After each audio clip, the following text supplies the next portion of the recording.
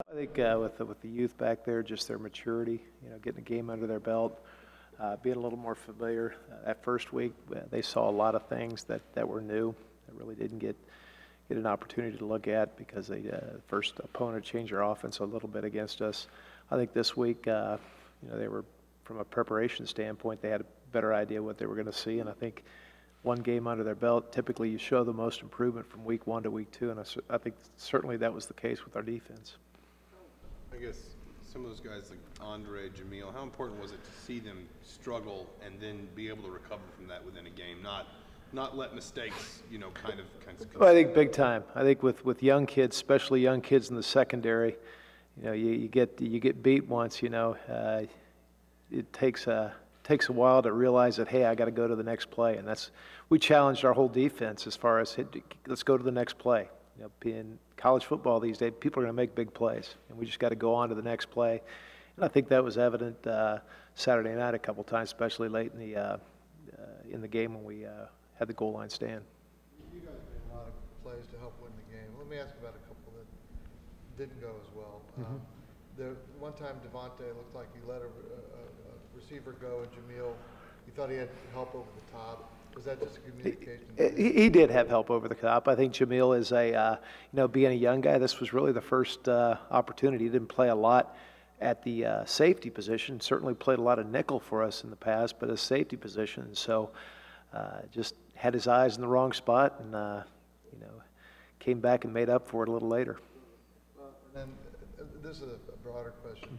You guys had a lot of blitz packages, a lot of things that helped put pressure on the quarterback. Some of them were well disguised, some were not. There was one time when Ben kind of tipped the blitz, and they read it. Sure. You talk about that a little bit. Sometimes when you see something tipped early, do you try to adjust? I think the biggest thing with this opponent was they were pretty good at the quarterback checking the plays, and so a lot of times, we'll have the opportunity to check out of it. Other times, in that particular case, even though we still had a shot to make the play right at the yard mark, and so we just didn't make the play there. But we tell our guys a lot of times if they're tipping their blitz and they get up there, we'd rather have them just stay up there and go than try to go back and get out of their disguise and be going backwards when the ball's snapped. How do you get better at not tipping the blitz? Well, I think we certainly for our kids just. From week to week, we're going to have different ways to pressure the quarterback, and we've got to do a good job as far as in this day and age.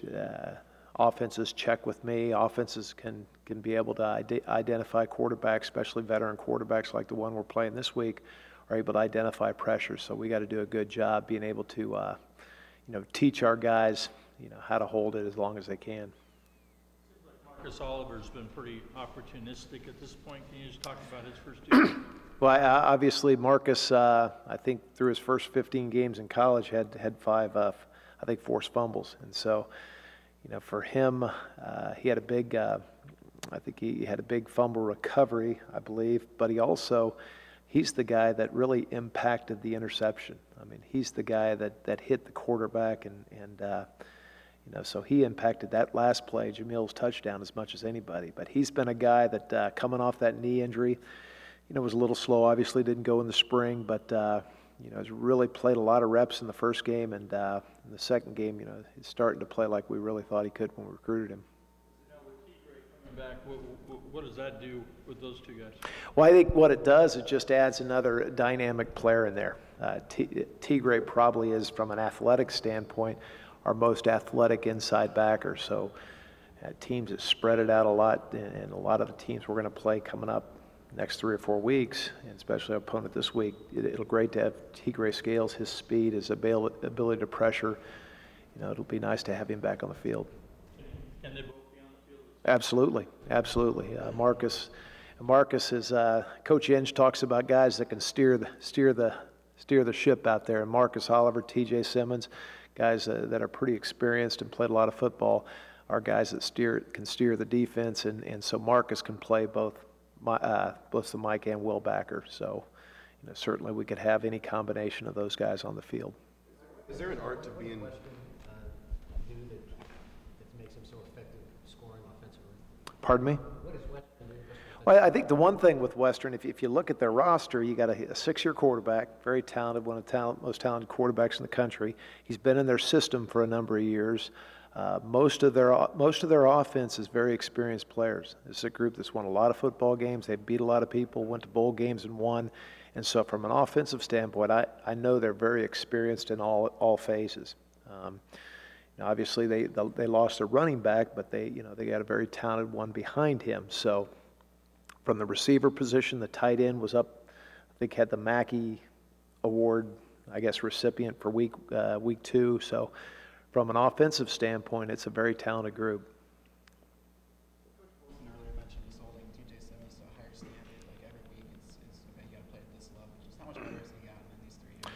Well, I think he's really made some strides, and he finished up last year a real solid. I thought he was a very solid player finishing up, and TJ is a very self-driven guy, and so I think we can push him as much as he's going to try to play better each week, become a better player. He's very conscious of his trade and what kind of backer he's going to become, and so he's a guy that we can continue to push and really be a leader out there. From a linebacker position. A lot of our leaders right now are up front, older guys, but we need TJ and Marcus and guys at the linebacker position to step up from leadership role out there. Is there an art to being I guess you talked about Marcus's involvement in a lot of turnovers in his career. Is there an art to being a guy that's always there? Is it something to just maybe getting a guy to believe that he's good at it and that gets him into the position? I think we've often in years had turnover drills and when we went back through and did a study, it's just some players have a knack for it, and we talk about whether it's getting to the ball, talk about proper tackling techniques, and I think those are areas rather than just specifically working strip drills. Those are the things that I think makes Marcus when he's around the ball. He's always in a good tackling position with his eyes up, driving through it, and typically he's got himself close to the ball when he's making those tackles. When you talked to guys last week about playing more aggressive, I mean, maybe it's sort of a basic question, but how important is it for them when you say you want them to be more aggressive, more downhill, for them to see the fruits of that in turnovers and sacks and quarterback pressures, those kinds of things? Well, I think we preached all last week that we need to be more aggressive and attack more, and I think especially up front, Ralph Green was very disruptive. Sometimes his penetration would knock off pullers. He was able to knock. I think he knocked down the first pass of the game. We got some big bodies. Darius and Ralph are 6'3" plus, and guys that I think we batted 3, maybe 4 passes down. So to be disruptive in their backfield, plus to be a target to throw over, that's what we're looking for. How meaningful is it, especially for young guys, in terms of building confidence and competitiveness, to make decisive plays at the end of close games? You've seen that in the first 2 weeks now. Well, I think for us as coaches, it's exciting to see the young guys do that. Yeah, because you're always concerned about a young guy, especially a freshman, that is out there and maybe makes a mistake earlier in the game. How's that going to affect him throughout? And see Jameel Cook and see Andre Brown and see Jonathan Crawford continue to develop and play, and Devontae Williams. Devontae Williams started as a true freshman. So those are guys that need, we're going to have bumps in the road with some of the young kids, but watching them develop and watch Coach Shelby and Coach Joseph work with them has been, it's exciting to see what we're going to see down the road.